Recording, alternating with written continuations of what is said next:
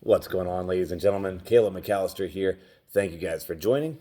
Today, I wanted to show you, and I admit this is not a true unboxing video because it is already open, the Kindle Fire HD 8 that I got for my son. And we are in the process of getting this set up for him now.